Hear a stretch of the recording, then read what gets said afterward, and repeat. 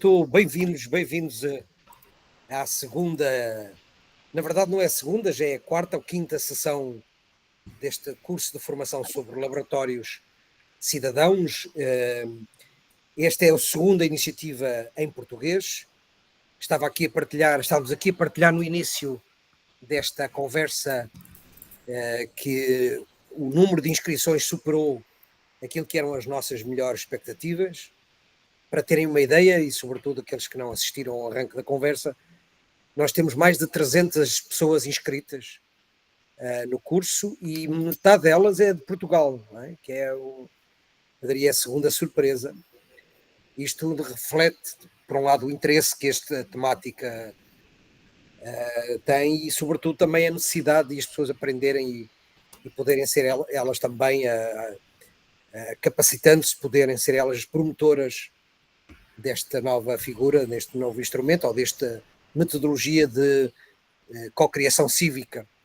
Hoje, esta segunda sessão, nós vamos ter a oportunidade de conhecer outras duas experiências que eu gosto muito, duas pessoas que eu gosto muito também, da Carolina Cardoso, que vem falar sobre o LABIC Barreiro Velho, um projeto que foi financiado pelo saudoso programa Bairros Saudáveis, e outra iniciativa num contexto mais rural, desenvolvido também pelo meu colega e amigo Adolfo Chaltón Pérez, que trabalha na região da Beira Interior, um projeto num laboratório em contexto rural chamado Bora Beirã. Portanto, eles vão conversar, vão partilhar estas duas bonitas histórias e relembrando para quem chegou também que este curso, esta formação, é um início de uma rede ibérica de laboratórios cidadãos e que tem a expectativa que possa, por um lado, materializar-se nesta rede de partilha. Temos que conversar como é que podemos continuar a colaborar, porque o uso do e-mail não pode ser feito para além deste curso, portanto termina com o curso, mas eventualmente podemos criar uma outra rede de comunicação entre nós. Daremos nota disso, talvez possamos discutir isso também no final. Dizendo a última nota, que tem a ver com a continuação da formação e com a expectativa de que haja um apoio do governo espanhol, uma convocatória a um financiamento que pode vir pode abrir a possibilidade de fazer 3 pequenas experiências de inovação cidadã, ou 2 ou 3 pequenas experiências em Portugal. Isto significaria abrir a possibilidade desta geografia poder ser definida por vós, pelos potenciais interessados. Enfim, era basicamente isto que eu tinha para dizer, cumprimentar todos os participantes e passar a palavra à Carolina. Se calhar dizer também, José, que nós optámos por, desta vez, fazer a discussão no final para conseguirmos controlar também um bocadinho melhor o tempo, mas não deixem de colocar as vossas questões no chat ou anotar para fazer no final todas as questões que vocês possam ter, está bem? Para a gente ter um bocadinho de tempo de qualidade também para conversar. Eu vou então partilhar aqui o ecrã.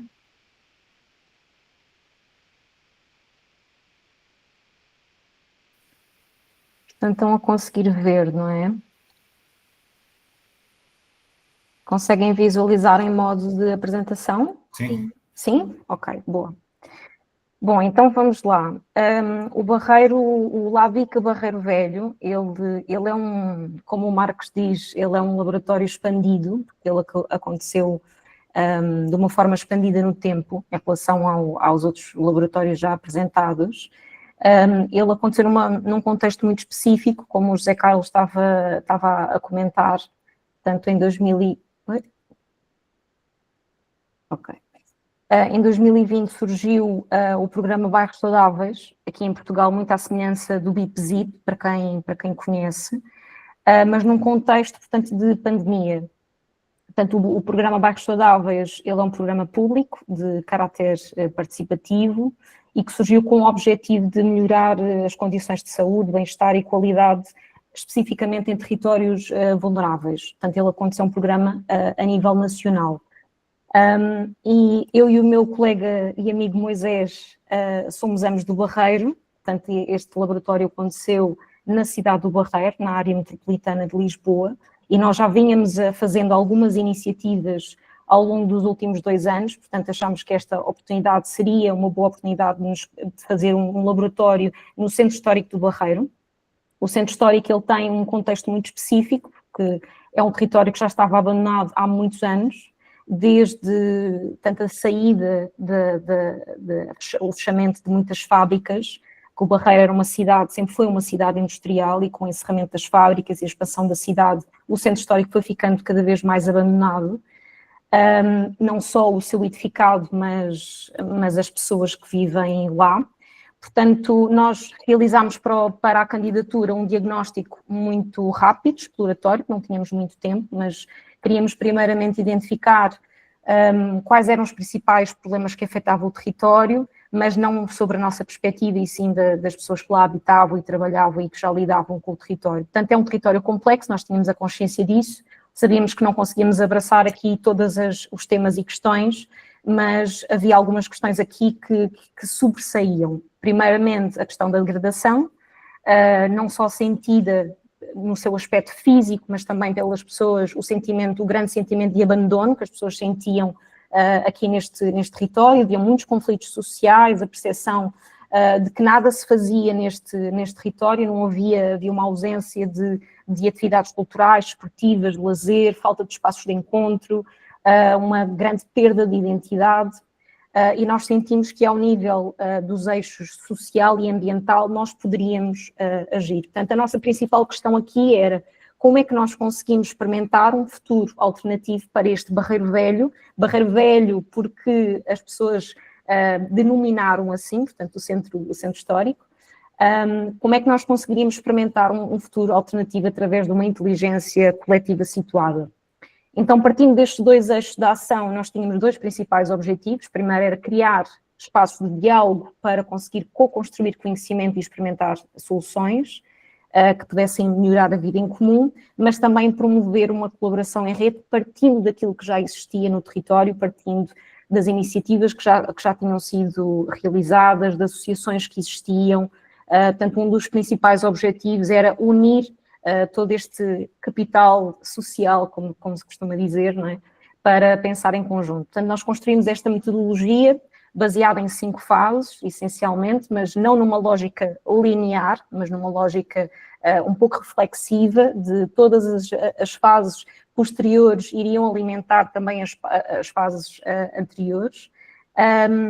Inicialmente foi desenhado 12 meses, mas por várias questões, nomeadamente vários atrasos que houve no próprio programa, o laboratório estendeu-se por 21 meses. Portanto, para nós houve muitas oportunidades, mas também desafios com esta extensão do tempo. E a primeira fase veio um pouco na sequência, portanto, este diagnóstico exploratório que nós tínhamos iniciado, que nós nomeámos de mapear e identificar. O objetivo era conhecer mais profundamente o território, aqui não só identificar problemas, mas identificar também as oportunidades do território, e mapear o que nós chamámos de tangíveis e intangíveis. Portanto, os intangíveis ao nível das associações, quem eram estas associações, estas pessoas que aqui viviam, que trabalhavam, que recursos é que nós tínhamos disponíveis, quais eram as narrativas coletivas e individuais, e ao nível dos tangíveis, que espaços expectantes é que nós poderíamos ter para dinamizar projetos de desenvolvimento comunitário. Logo no início do laboratório, portanto, nós tivemos aqui alguns atrasos no lançamento do programa, mas nós estávamos com muito receio de perder esta dinamização das parcerias que nós tínhamos realizado durante a candidatura, portanto, nós tomámos a iniciativa de avançar e criámos aqui um conjunto de encontros com os parceiros locais que tinham essencialmente o objetivo de alinhar o objetivo do próprio laboratório, fazer um planeamento desta primeira fase, como é que nós poderíamos fazer esta primeira fase, quem é que estaria envolvido, e definiu-se aqui, portanto, que esta fase iria se chamar o Mapa dos Comuns, e em conjunto com todos estes parceiros formais da candidatura, criámos aqui um primeiro evento coletivo no bairro, que o objetivo era dar a conhecer o laboratório, iniciar este processo de mapeamento. Portanto, fomos para o espaço público também porque nós estávamos ainda em plena pandemia, portanto tínhamos muita limitação em fazer atividades em espaços fechados, e precisávamos que as coisas acontecessem de uma forma mais segura. Uma das primeiras atividades que nós realizámos foi o Conversas Porta a Porta, que é um conjunto de entrevistas a moradores e trabalhadores do bairro, principalmente com o objetivo de dar voz e dar visibilidade a estas pessoas que estavam tão invisibilizadas. Portanto, a intenção era mostrar que elas seriam as protagonistas e mostrar também estas narrativas pessoais e coletivas que elas nos traziam. Este conjunto de mapeamentos que nós realizámos no espaço público, através destas sessões de encontros, nos permitiu mapear os usos e as vivências do bairro, nos permitiram a compreender quais eram as fragilidades, mas também que tipos de uso é que nós poderíamos aqui explorar, que espaço é que nós poderíamos explorar, que vivências é que as pessoas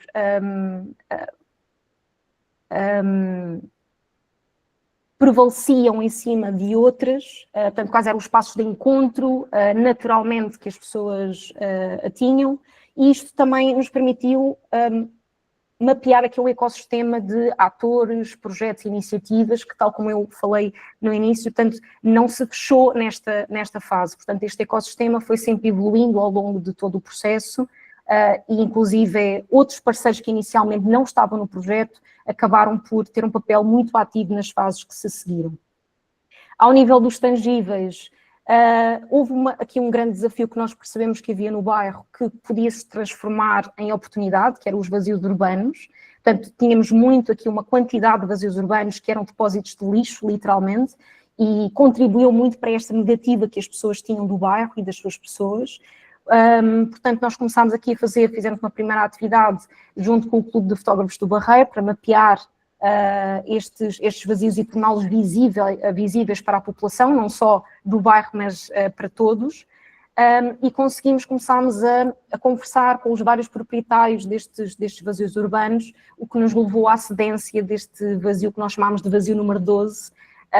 Portanto, os proprietários eram pessoas jovens, que tiveram bastante sensibilidade para este programa, para este projeto, e conseguimos realizar aqui um comodato em conjunto com este proprietário para dinamizarmos. Aí passámos fechámos a primeira fase com a cedência deste vazio urbano e começámos uma nova fase com o objetivo de criar contextos, ações, aproximar os cidadãos, mas também cidadãos e instituições, cidadãos e projetos, de forma a motivar e mobilizar para uma ação conjunta. Uma das ações, uma das primeiras ações que nós fizemos aqui nesta segunda fase foi o chamado Conversas na Ágora. O objetivo aqui era chamar vários atores para discutir temas prioritários no bairro, portanto, nomeadamente a questão da higiene urbana, como é que a cultura e o desporto poderiam ter um papel importante na transformação do bairro, como é que nós poderíamos ativar os vazios e as ruas do bairro, e a intenção era sempre chamar agrupar, tanto um conjunto de atores bastante diversificados, desde cidadãos, o poder público, associações culturais, associação dos proprietários, iniciativas cidadãs, numa lógica horizontal e não hierárquica, de forma a que as pessoas pudessem dialogar e perceber o que era aqui prioritário e possível de ser feito em conjunto. Nessa perspectiva, começámos a fazer, nesta mesma fase, o recriar os vazios do bairro, com o objetivo de construir um espaço comum, portanto aproveitámos esta cedência deste vazio urbano para podermos ir dinamizando, ir construindo um espaço comum aqui. E uma das primeiras ações que nós fizemos, portanto, após a autorização, foi várias ações de limpeza em conjunto, não só com os cidadãos, mas com os coqueiros, com associações culturais, com aqui a Câmara Municipal e a Junta de Freguesia tiveram um papel extremamente importante, para depois realizarmos algumas ações de escuta com a população, e todas as atividades que nós fomos desenvolvendo acabaram por ser aqui também no vazio urbano. Aqui eu chamo a atenção e destaco a importância do espaço público, porque inicialmente a intenção era fazer todas as atividades numa associação local, mas percebemos que as pessoas não iam a essa associação, portanto, apesar de ter, a associação tinha muito... era uma associação histórica, mas atualmente as pessoas já não se identificavam com aquele espaço, e o espaço público aqui teve um papel muito aglutinador. Portanto, todos os sábados começámos a reunir-nos aqui neste vazio urbano, e as pessoas foram percebendo que alguma coisa estava a acontecer, este laboratório estava a ocorrer com bastante regularidade, as pessoas paravam para perguntar, para participar, e este teve um papel extremamente importante, que originou na cocriação de um festival chamado Arroé Nossa. Esta foi uma primeira tentativa de fazer uma chamada aberta, portanto, aquilo que vocês vão ver não segue inspira-se na metodologia dos laboratórios cidadãos, mas nós sabemos que pela complexidade do território, nós não tínhamos como iniciar com uma convocatória aberta. Portanto, este festival, Arroé Nossa, teve um papel extremamente importante para a fase seguinte, que era o desenvolvimento de projetos de inovação comunitária. Portanto, o festival Arroé Nossa aconteceu foi organizado por grupos de cidadãos, portanto, vários grupos de trabalho compuseram este festival, desde um grupo de trabalho ficou responsável pela decoração das ruas, outro pelo desporto, outro pela higiene urbana, pelas brincadeiras do bairro, houve um roteiro histórico que foi construído pelo bairro e houve outro grupo que ficou responsável pela programação cultural. Eu queria-vos mostrar aqui este videozinho que acho que retrata um bocadinho muito melhor do que palavras, como é que foi um pouco este processo. Passar aqui um bocadinho para a frente.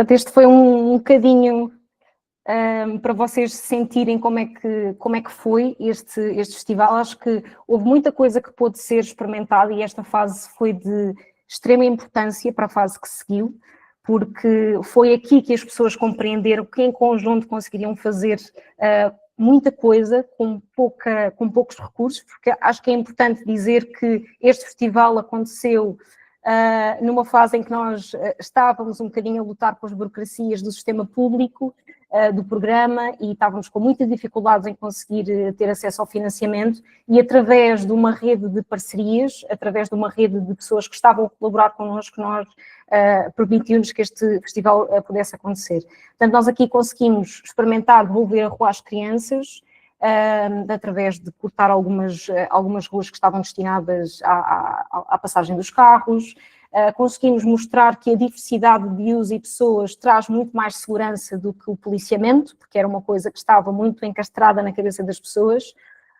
Conseguimos valorizar a escala de proximidade, misturar diferentes culturas, porque aqui existe um grande conflito, portanto, com uma população de comunidade cigana que recentemente começou a ocupar, portanto, a habitar este lugar, portanto, e os residentes antigos tinham alguma dificuldade em lidar e aceitar questões culturais. Portanto, acho que o festival mostrou que é possível nós vivermos em conjunto e construirmos coisas bonitas para o nosso bairro em conjunto. Ativámos um vazio urbano, construímos mobiliário urbano com as nossas próprias mãos, construímos ecopontos de forma a repensar um pouco também a questão do lixo no interior do bairro, que atualmente não existe. Construímos uma programação cultural em conjunto e promovemos o trabalho em rede de forma a mobilizar para a próxima fase. No final desta fase nós tivemos uma bonita surpresa, em conjunto com um coletivo de arquitetura aqui de Lisboa, o Resto Chão. Desenvolvemos este projeto baseado nesta ideia de como é que podemos ativar os vazios urbanos temporariamente para desenvolver projetos de interesse comunitário, e acabámos por ganhar um prémio e as pessoas se sentiram também bastante honradas por isso, por olharmos para o Barreiro Velho e demonstrarmos que é possível trazer outro tipo de futuro. E a terceira fase, portanto, que foi a destinada, portanto, aqui nós tivemos a típica metodologia, a típica não foi típica porque algumas alterações nós tivemos também que fazer, mas seguimos esta metodologia de chamada de projetos, fizemos uma apresentação pública destes projetos, fizemos uma chamada também de colaboradores junto com uma rede expandida e realizámos as atividades de produção. Entre a convocatória e o processo de seleção, digamos, dos projetos, fizemos várias sessões semanais de divulgação e esclarecimento, o que motivou muitas pessoas a juntarem-se para apresentarem um projeto, e por isso é que a fase anterior foi tão importante, porque grande parte das pessoas que participaram do festival A Rua é Nossa foram elas mesmas que promoveram projetos de inovação comunitária. E aqui resultámos em sete projetos. Portanto, nós não fizemos seleção, optámos por não fazer seleção, e sim agrupámos ideias que se aproximavam e pessoas que poderiam trabalhar em conjunto. O primeiro projeto foi o Brincadeiras no Bairro, que veio do festival A Rua é Nossa com o objetivo de ativar este vazio através de brincadeiras, porque foi algo que muitas pessoas trouxeram, esta vontade deste vazio urbano se transformar num espaço para as crianças brincarem em segurança. O Biblioteca cá do Bairro surgiu porque nós também conseguimos uma cedência de uma antiga farmácia que estava desocupada há muito tempo. Então, um dos projetos propôs realizar uma biblioteca comunitária nesse espaço que estava desocupado, esse piso de terra que estava desocupado há muito tempo. Reativámos também um clube desportista, um grupo de desporto do bairro que estava também inativo, e houve 2 projetos que se juntaram para reativar este espaço que tem tanta história para o território, junto com o Arranja-me um Café, que é um café de reparações, que ao mesmo tempo que promovia a economia circular, também se propôs a realizar as suas atividades neste clube desportivo. Portanto, nós acabámos por atuar muito neste vazio, nesta biblioteca e neste grupo desportivo. As Romis do Barreiro Velho era um grupo de mulheres ciganas que se juntou neste projeto com a parceria de uma associação local, com o objetivo de criar um espaço de diálogo e de valorização destas mulheres. Portanto, elas promoveram muitas ações de limpeza no bairro, precisamente para desconstruir a ideia que os próprios moradores tinham da comunidade cigana e mostrar que elas próprias também cuidavam do seu bairro. O Mega Churrasco aqui teve um papel extremamente importante e eu chamo a atenção para isto porque este projeto teve essencialmente, foi um aglutinador de todos os projetos, portanto ele serviu para mobilizar todos os projetos e a população local nas ruas, portanto nós tomámos a decisão de X em X tempo todos os projetos atuarem em conjunto, fazendo parte de uma programação cultural única, portanto, eles iam experimentando os seus projetos à medida também que nós íamos criando estes eventos culturais no bairro. O Ecolab, que funcionava muito em parceria também com o Arranja-me o Café, que tinha esta lógica de sensibilizar para o problema do plástico e a reutilização de resíduos. Portanto, nós atuámos muito entre este clube desportivo, este vazio urbano e esta farmácia. Portanto, este foi muito o nosso território de atuação. Isso nos permitiu, esta permanência, nos permitiu ir construindo comunidade ao longo do tempo. E isto foi extremamente importante. E a última fase, que nós chamamos de Picos em Ação, foi a forma que nós celebramos com todos estes projetos acontecendo em simultâneo e mostrando à população que é possível, sim, experimentar um futuro alternativo. Houve uma das fases que para nós foi um grande aprendizado, porque nós percebemos que não seria possível fazê-la no final. Portanto, quando nós pensámos esta metodologia, e isto acontece muito, não é? Quando nós pensamos as metodologias no papel, acontecem muito bem, bonitinhas, mas depois, no final, percebemos que alguma coisa aqui não funciona. A cogovernança tem que ser feita desde o início. Portanto, estas assembleias comunitárias, estas sessões de capacitação que nós tínhamos previstas para fazer junto de um grupo, do grupo dos Amigos do Barreiro Velho, que era uma antiga associação que estava também inativa e que nós nos propusemos a ajudar a reativar, tinha que ser feita desde o início. Portanto, isto é um aprendizado que nós tivemos da nossa metodologia. Contudo, 3 anos depois, um dos projetos ainda está em andamento, portanto fez o seu 3º aniversário e eles foram dos responsáveis para fazer foram eles que reativaram o grupo desportivo, o GAB, o grupo dos Amigos do Barreiro Velho. E isto também nos traz aqui algumas reflexões, que é a questão do tempo. Muitas das vezes estes laboratórios precisam de tempo, e precisam também de pensar esta saída do território, o que é que nós temos que ativar, de que forma é que nós podemos apoiar, de que forma o que é que nós deixamos no território para que estes projetos continuem e se transformem às vezes noutras coisas. Então, deixo aqui alguns aprendizagens deste processo, nomeadamente a relação do poder público. Aqui, como nós tínhamos uma relação muito territorial, nós tínhamos como objetivo inicial de criar uma visão conjunta neste território. Houve muita coisa que não foi possível, houve eleições autárquicas no meio, os tempos do poder público não são os mesmos, e isso muitas das vezes cria uma incompatibilidade quando é um laboratório que não é promovido precisamente por o poder público, que era o nosso caso. A questão da temporalidade, a experimentação de curto prazo versus impacto a longo prazo. O que é isto de impacto? Que tipo de impacto é que nós queremos? Que necessidades é que são necessárias? Esta ideia de rede de parcerias que atuam no território é extremamente importante.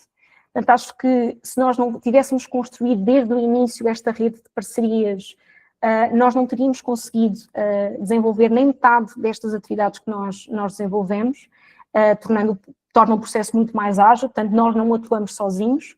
A necessidade de criar uma estratégia de capacitação desde o início, como eu mencionei, e esta questão que para nós, para outros laboratórios não serão, mas a questão da burocratização de um sistema público E muitas das vezes a inadaptabilidade dos programas de financiamento, estes projetos que necessitam uma grande quantidade de experimentação, e muitas das vezes é necessário uma maior flexibilidade. No entanto, logicamente que estes programas são extremamente importantes, mas é necessário lidar com isso, e quando se faz candidaturas para pedir apoio, é preciso pensar em todas estas questões para não conseguirmos ter surpresa, não termos más surpresas depois ao longo do processo. E alguns conselhos, pelo menos o que nós sentimos aqui ao longo deste processo, foi que a questão das infraestruturas é um ponto mais importante. Que infraestruturas físicas é que nós vamos escolher para realizar estas dinâmicas? É necessário criar espaços porosos, onde a diversidade efetivamente se possa encontrar, e a importância dos espaços públicos e os espaços cívicos e comunitários tem um papel extremamente importante aqui. Portanto, nós sempre experimentámos e houve encontros em que não apareceu ninguém, porque não era o espaço onde as pessoas efetivamente se encontravam, e no espaço público nós conseguimos sempre que as pessoas pudessem se encontrar de forma mais orgânica. É muito importante criar dinâmicas de cuidado, e eu acho que nestes laboratórios é um dos pontos fundamentais, que dinâmicas de cuidado é que nós possamos, e aqui a mediação tem um papel fundamental nisso, que espaços afetivos é que podem ser criados, como é que características é que a mediação tem que ter para que possa criar estas dinâmicas, que sensibilidades é que os mediadores têm que ter. As ferramentas que são utilizadas têm que ser o mais acessíveis possíveis, portanto, seja ao nível digital, seja ao nível analógico, e adaptadas ao contexto. E uma das questões que nós tivemos aqui, por exemplo, foi que nós tínhamos entre a comunidade cigana uma taxa muito alta de pessoas que não sabiam ler e escrever.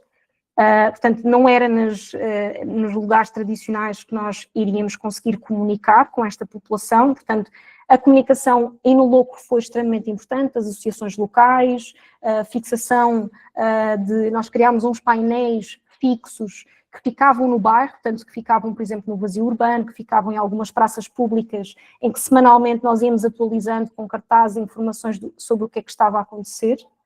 A questão do acesso, como estava a dizer, em relação à informação, é muito importante diversificar, portanto, escolher diversos canais de comunicação, porque em cada um estamos a comunicar com um público diferente, portanto, e aqui o digital e o local têm um papel extremamente importante. A construção de repertório ao longo do processo, portanto, nós convidámos bastantes iniciativas para compartilhar, inspirar os projetos de inovação comunitária, porque é importante dotar os cidadãos de outras referências para compreender que existem muitas coisas além do que aquelas que inicialmente nós pensamos são possíveis de serem feitas.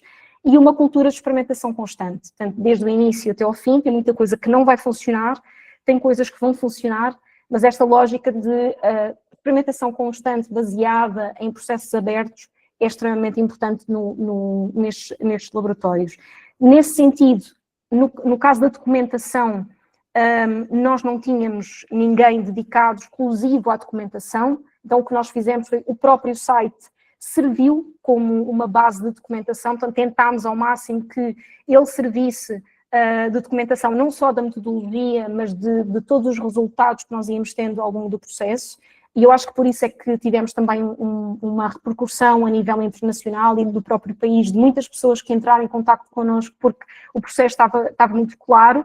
Então eu acho que isso é uma coisa que valorizou bastante, não só as pessoas que estavam a trabalhar no laboratório, mas as pessoas, enfim, que os próprios cidadãos se sentiram reconhecidos.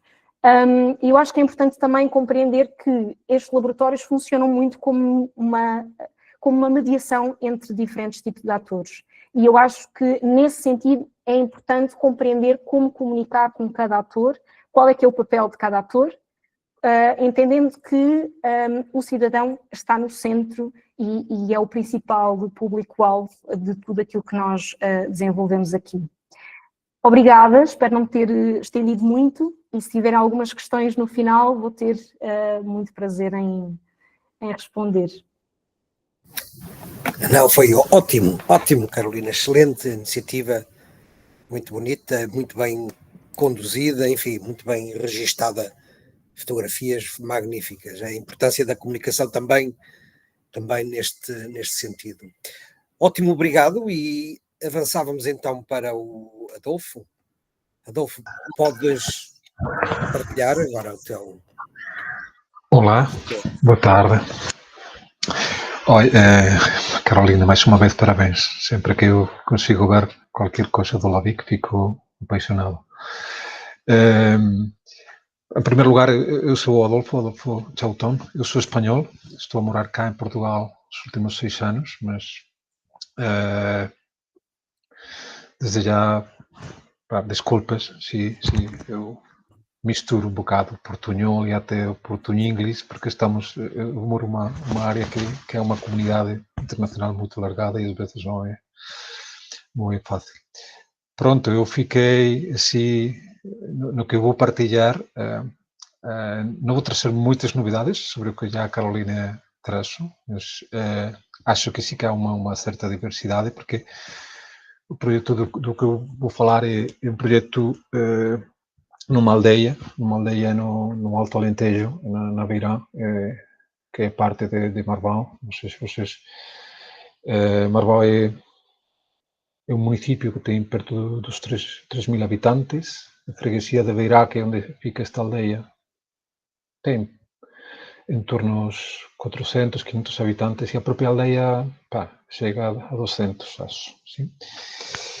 Mas tem algumas características. Eu vou também partilhar a minha ecrã.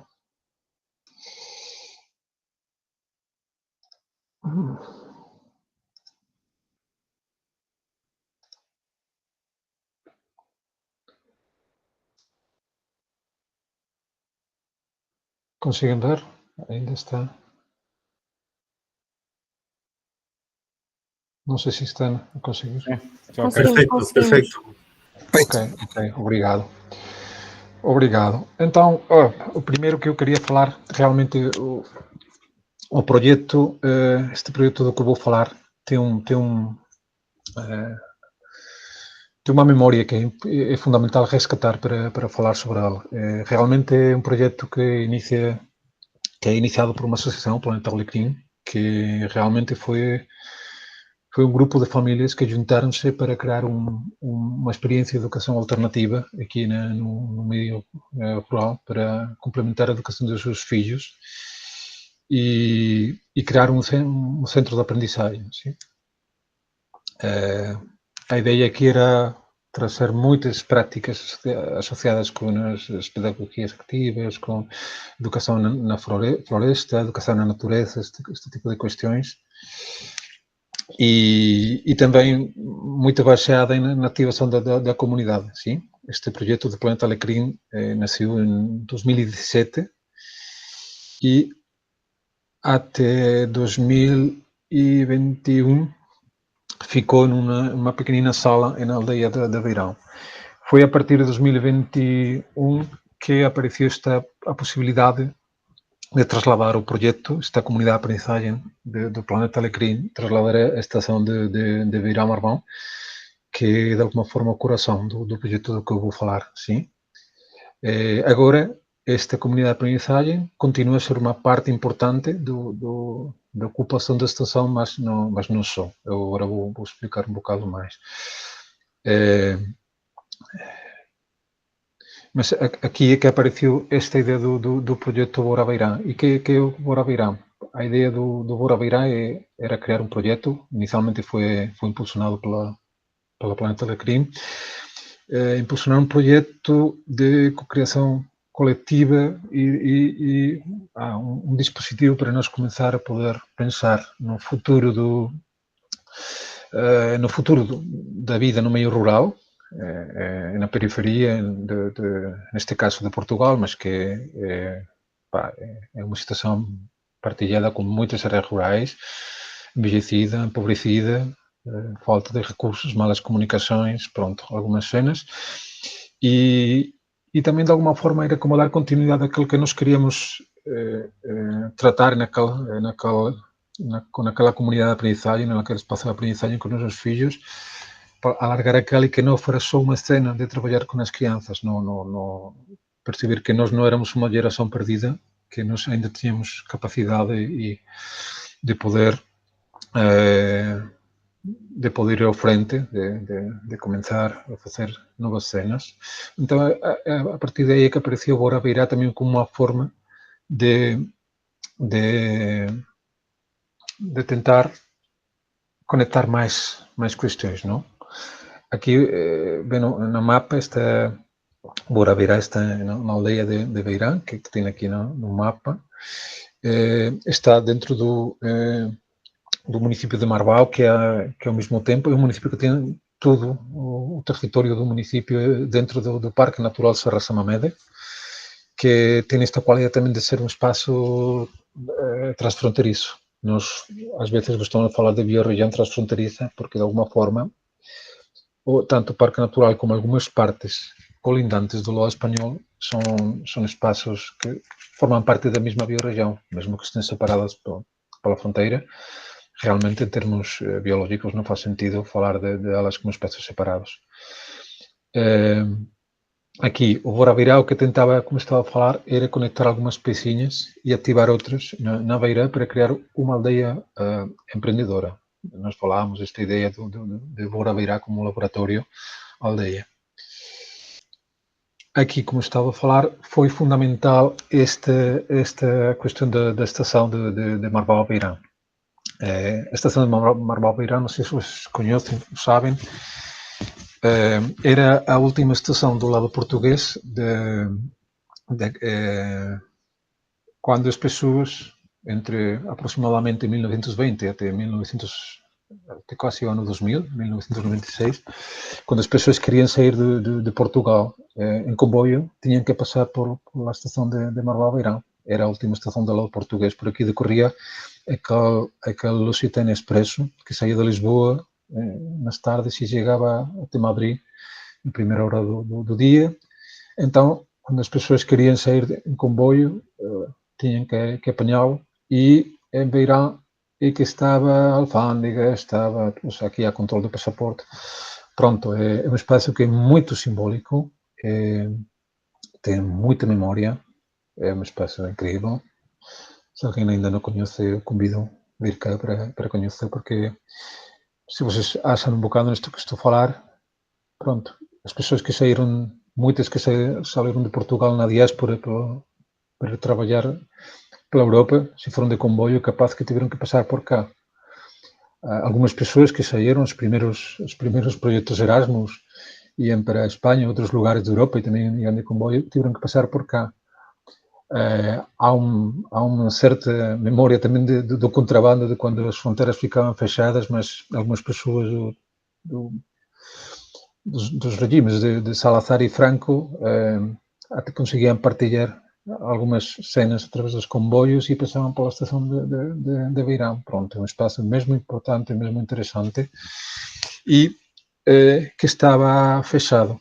O último comboio regional passou em 2012. Desde 2012 a estação estava fechada até que nós entramos nela, começamos a entrar nela em 2022, 2023.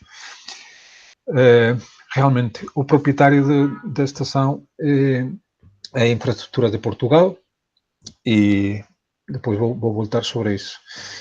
Através do projeto Bora Beirá, nós conseguimos criar algum ecossistema de pessoas envolvidas no projeto Bora Beirá, de algumas maneiras, e também conseguimos, no projeto Bora Beirá, fazer ligações, assim como alguns projetos europeus relevantes. Fomos escolhidos para formar parte desta comunidade para construir espaços de aprendizagem, novos espaços de aprendizagem dentro da União Europeia Bauhaus. Também fomos escolhidos para ser uma boa prática dentro deste projeto do Pacto Rural Europeu. E pronto, essa é um bocado a parte assim mais de contextualização, mas eu queria trazer para cá uma questão. A Carolina já falou sobre isso. Eu vou falar dos laboratórios de cidadãos como espaços, como processos e como parcerias, sim? Mas vou começar como espaços, porque realmente o primeiro andar que nós tivemos para construir um laboratório de exceção na Beirão foi esta ideia de criar um espaço próprio na estação, sim? São os saltos da estação. E, como conseguem ver aí, a ideia era criar aqui um espaço de cocriação comunitária, onde as pessoas pudessem se juntar e, a partir daí, partilhar práticas, partilhar conhecimento.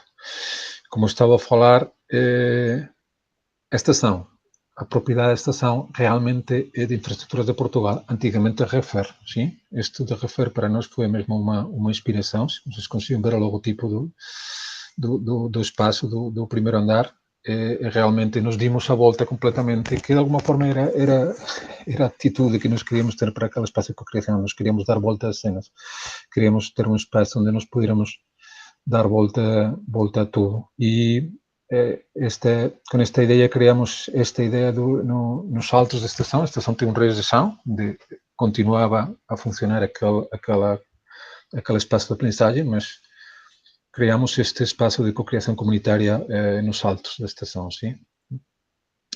E pronto, tentamos fazer de uma forma mais orgânica possível e também o menos burocrática possível. Esta é uma das cenas que Colin antes falou, do peso da burocracia. E a questão aqui era como é que nós conseguíamos criar umas regras para que o espaço, em tanto que o laboratório pudiera funcionar, mas sem atrapalhar, sem bloquear o processo criativo, não? Então, de alguma forma, o que a sessão terminamos por definir foi uma proposta com 3 simples regras. Tinha que ser, ou seja, a ideia, nós podemos partilhar espaços dentro daquele, a comunidades de prática, ou seja, pessoas, pelo menos 3 pessoas que compartilham uma prática. Pode ser olaria, pode ser reciclagem têxtil, pode ser poesia, pronto.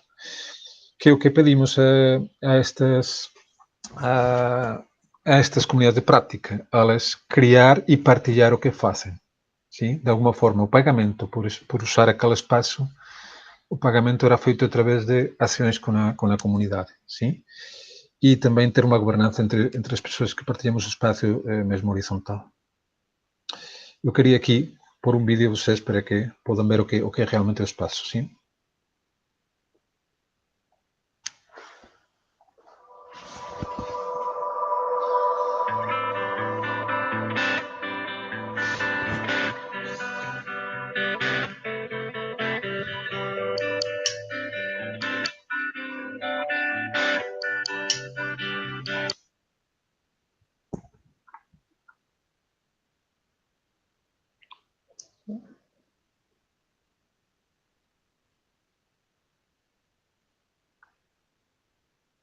Algo aconteceu, acho, não? Podem me ouvir? Sim, bloqueou o vídeo, parou o vídeo. Ok. Então vou tentar reproduzir mais uma vez.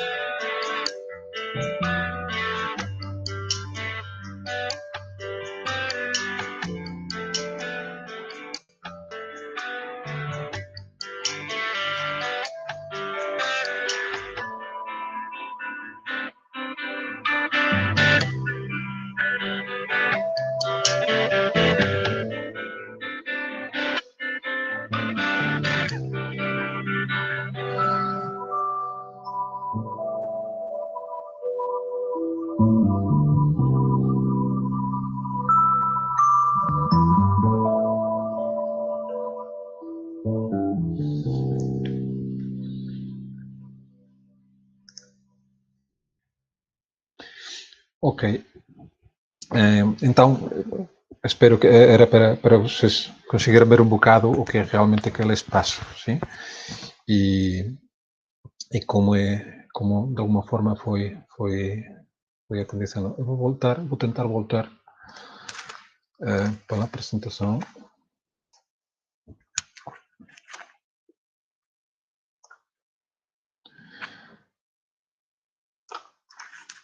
Então, o espaço foi inaugurado, nós fizemos uma inauguração.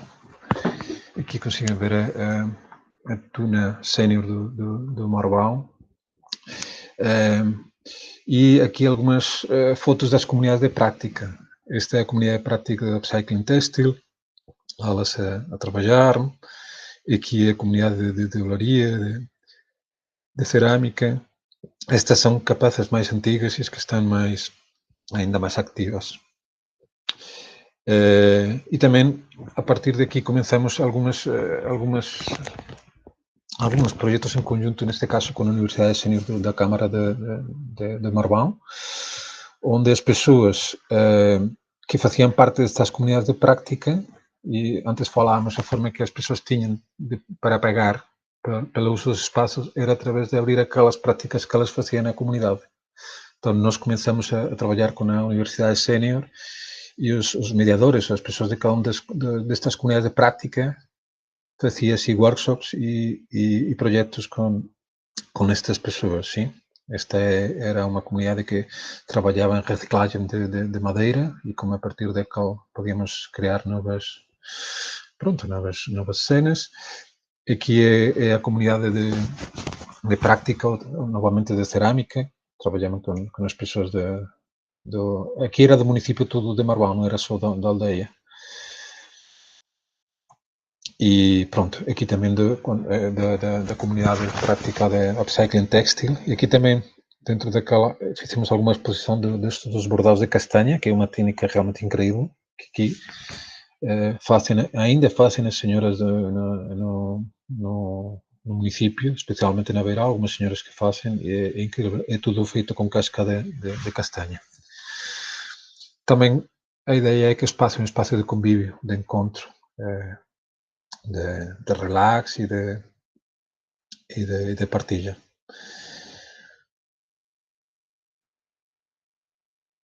E que falámos anteriormente de algumas parcerias, por exemplo, isto com a Tuna, da Universidade Sénior. E dentro da estação há também mais um espaço que nós ativamos, que é esta sala de economia aplicada, chamamos Loja Planeta. Não é propriamente uma loja, é mais um espaço de experimentação, mas muito virado ao empreendedorismo socioecológico, sim? E que a ideia é apoiar pessoas que querem fazer, que têm ideias de fazer projetos de empreendedorismo desde uma visão social e ecológica, sim? O projeto é muito perto, trabalha a partir desta abordagem da economia donuts. Poderia ser outra, mas nós escolhemos esta e achamos que era mais interessante. E também como é que podemos começar a trabalhar com educação desde as crianças, mas não só, e a partir daí nossos próprios empreendedorismos e colocar algumas questões para refletir sobre o futuro dos espaços rurais e o papel que elas podem ter naquele desenvolvimento de um espaço justo e seguro pela humanidade, que é o que diz a economia donos, não é? E desde o local. Acondicionamos um espaço, aquele espaço foi acondicionado também como uma forma de cocriação com os próprios miúdos deste espaço de aprendizagem e também desenvolvemos algumas práticas nesse sentido, não? Tanto com grupos como com algumas pessoas, ou também em 2023 ainda participamos neste Global Donut Day, que acho que foi a semana passada, foi Global Donut Day 2025. Este ano não conseguimos, mas os 2 últimos anos sí tínhamos conseguido participar nesta iniciativa. pronto, aqui alguns dos projetos, das ferramentas que nós criamos a partir deste espaço e também este acompanhamento a empreendedores que estava a falar e pronto, algumas questões. Eu aqui queria trazer uma reflexão sobre a ideia dos espaços, não é? De como nós usamos os espaços. E aqui, fundamentalmente, a ideia que eu queria trazer é esta. Perceber que os espaços não são neutros. E, pronto, as instituições também não. Então, uma questão importante a refletir é qual é o peso que deve ter uma instituição na definição dos espaços, não é? Porque nós aqui, no primeiro andar, uma das questões que é mais importante para nós é como é que conseguimos abrir aquele sem criar um peso institucional muito forte. Mas, claro, quando tu não tens também um peso institucional muito forte, também tens mais problemas de manutenção, tens problemas de incluir ou conseguir mais financiamento, esse tipo de questões. Mas este é um projeto tudo que é muito de baixo para cima, ou seja, é completamente bottom-up, sim? Não temos, até agora acho que não tivemos investimento nenhum, a Câmara proporcionou alguns materiais e tal, mas pronto, é realmente pouco. E a partir de aí, é nisto que estou a falar, pronto, a gente queria um espaço comunitário aberto que promova uma vida consciente e de qualidade. Ok, aberto, já é um primeiro conceito, que é aberto e que não é aberto, como fazemos isso aberto? Quando nós fazemos um projeto, um espaço que é aberto, então precisamos de uma governança soft, uma governança mais frágil, mais suave. Nossa experiência também diz que muitas pessoas que quando tu crias uma governança mais horizontal e tentas que tenha mais abertura, há muitas pessoas que veem aquilo como uma oportunidade presente para fechar e para criar oportunidades para ele próprio. Então, comunitário e aberto, sim, mas como? Qual é o grado exato? Onde estão os limites de abertura, de não? Estas são umas perguntas abertas que acho que é importante. E depois, que é uma vida consciente e de qualidade, não? Não há nada que seja neutro. Mesmo nós, por exemplo, quando planejamos esta ideia do Loja Planeta, de trabalhar com a economia donuts, não é neutral. É uma proposta. Até que ponto isso vai bloquear o processo criativo ou não? Pronto, são perguntas que para mim ficam abertas. Outras questões que são interessantes, não? Tu falas de estas comunidades de prática e elas oferecem esta possibilidade às pessoas trazerem, por exemplo, neste caso eram textos, reciclar textos, até que chegou uma altura em que a malta tive que, ok, já, please, no more clothes. Não queremos mais roupas, porque já não temos ceia. Primeiro, criamos muito lixo, há muito lixo nessas casas, e esta é outra das questões interessantes, que é o que nós levamos aos espaços coletivos e comunitários. Por exemplo, nós também estamos a tentar criar uma biblioteca, como a Carolina já falou, mas quando tu mandas esta ideia à comunidade, vamos criar uma biblioteca. Que livros acham vocês que a gente leva para a biblioteca? Os mais preciados que elas têm, aquele livro incrível, as coisas que eu mais gosto, é mesmo com as roupas, não é? Que roupas eu levo?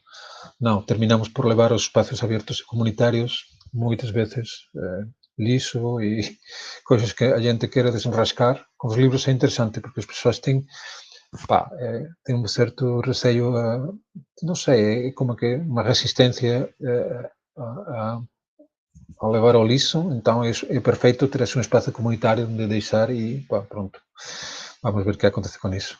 Esta ideia de realmente na construção do comum, que é o que nós trazemos desde o individual, desde nossas casas, que finalmente é o reino de nossa intimidade, não é? Que é o que nós queremos partilhar para criar essa coletividade, criar essa comunidade, criar esse bem comum.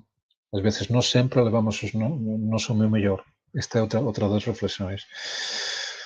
A partir daqui, para mim, os laboratórios cidadãos, obviamente, como já estamos vendo no curso, todos são processos. São processos e nós conseguimos fazer vários processos destes de ideação, de futurização. Este Terra Bauhaus foi um intento de, a partir também desta visão de New European Bauhaus, criar um ecossistema transfronteiriço de projetos. Pessoas, projetos, iniciativas estiveram interessadas em construir a partir destes valores da New European Bauhaus. Então, fizemos este processo. Foi um fim de semana de trabalho, pronto. De alguma forma também o fim é o processo. Então, isto é constantemente assim, não? Alimenta-se uma coisa com outra.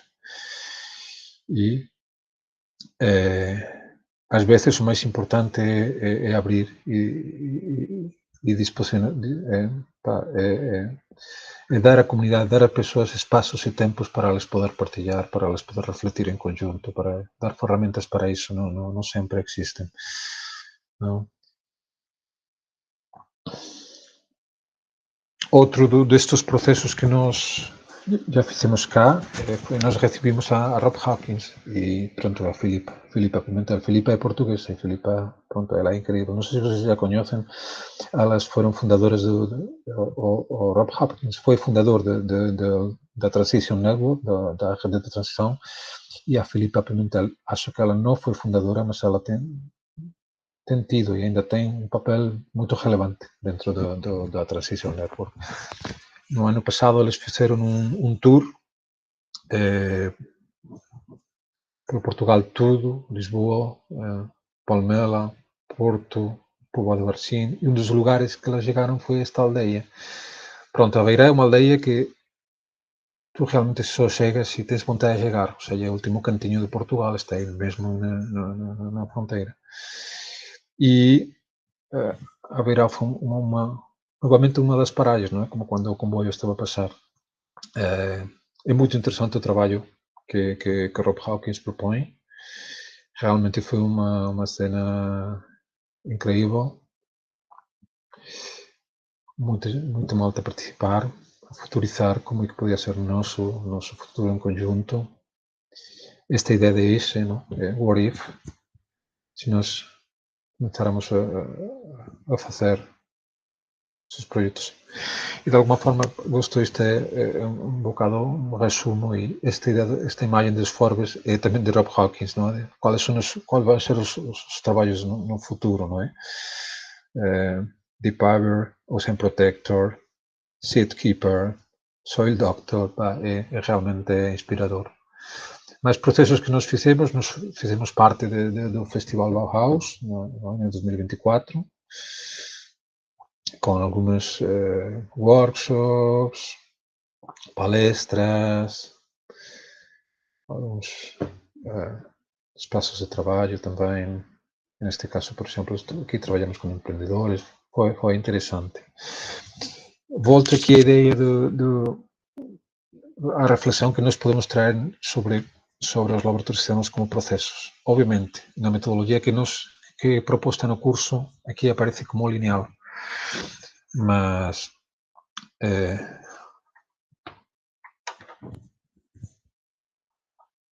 eu acho que é importante, vou por outro vídeo,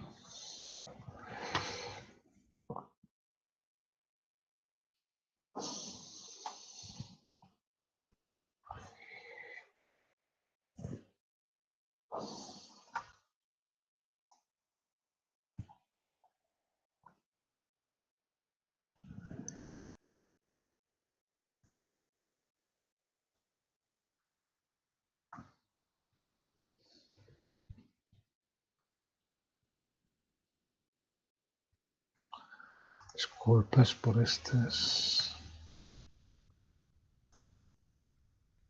O que agora?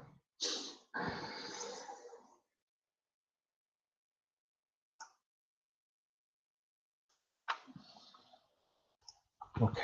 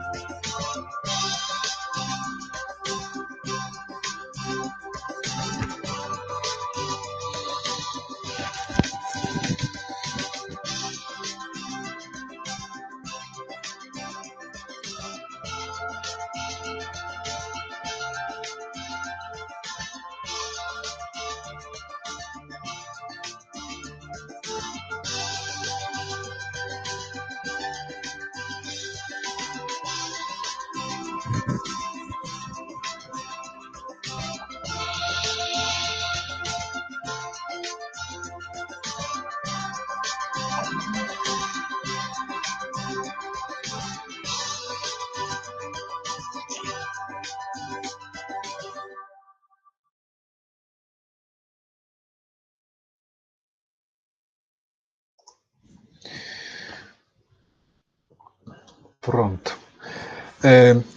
O que eu traço aqui, o mais importante, especialmente o que queria falar aqui, mesmo que nós falamos até agora falamos, e parece um processo linear, é fundamental. É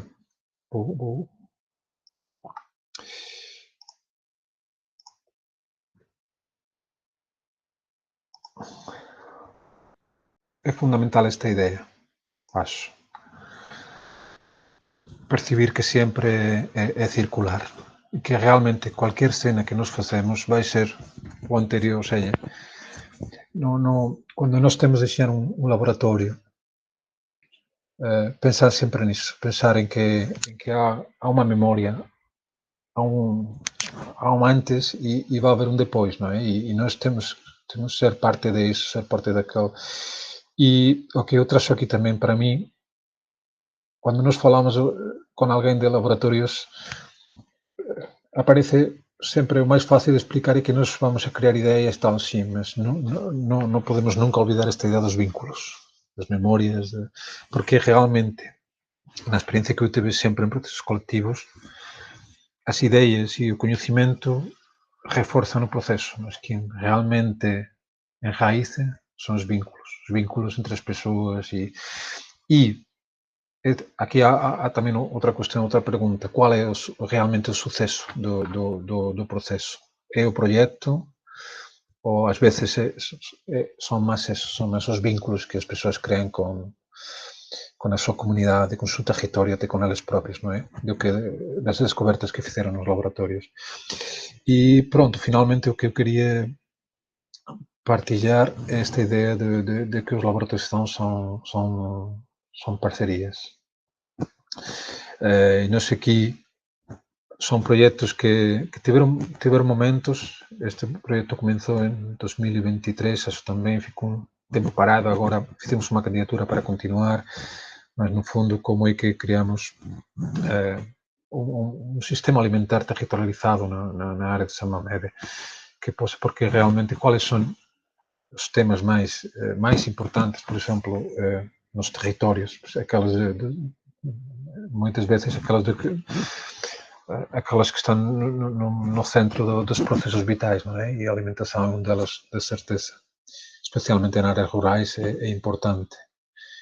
E pronto, nós não podemos falar temos criado um sistema alimentar territorializado, estamos bem longe disso, mas sim, começamos a dar alguns passos e há algumas iniciativas com uma certa maturidade como esta de Nave Mãe, que não estou a dizer que esta iniciativa surgiu do primeiro andar, mas sim que formou parte de processos que nós fizemos em conjunto e que agora está a avançar. Outra parceria que nós começamos a apoiar é esta ideia de um espaço de mercado comunitário na Beirã, que fazemos parcerias, fazemos muitas atividades. Isto foi com o Rob Hawkins, muitas fazemos acontecer neste mercado. Este mercado acontece uma vez cada mês e é um espaço ideal para fazer um suporte de muitas outras cenas, não é? E de juntar pessoas, fazer momentos de convívio, momentos também de inspiração, momentos de encontro, de partilha, além das compras, não é? Dos produtos locais e artesanato, este tipo de questões. Mas parcerias que nós fazemos, o que estão a fortalecer a partir do trabalho na Beirã e com esta é uma empresa que faz uma atividade, uma experiência turística, são umas bicicletas que vão na linha, eu também recomendo, se alguém quiser, é incrível, mas tem este espaço delas também acolheu muitas vezes projetos e processos da comunidade local, sim, com grande sucesso. parece incrível, mas às vezes um pequenino bar, um espaço assim aberto, é um ponto de encontro incrível. E agora, por exemplo, é quase o espaço de celebração desta comunidade de Naveirão, não é? Aqui temos cartazes de algumas atividades que vamos fazer este próximo fim de semana. E, por último, queria falar deste, que é um projeto também na estação, que é fruto de uma parceria entre uma cooperativa Descalças e o Planeta Alecrim. Pronto, realmente as pessoas que trabalham nela são parte do mesmo Descalças que do Planeta. O Planeta, como associação, o que faz é disponibilizar o espaço e o que estão a tentar fazer uma mercearia cooperativa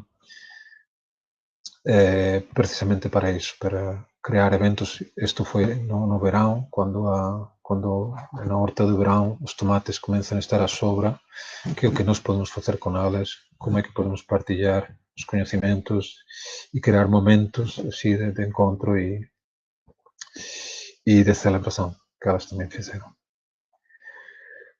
Aqui a pergunta seria esta, não? Nos processos de criação coletiva, quanto é o 1 mais 1?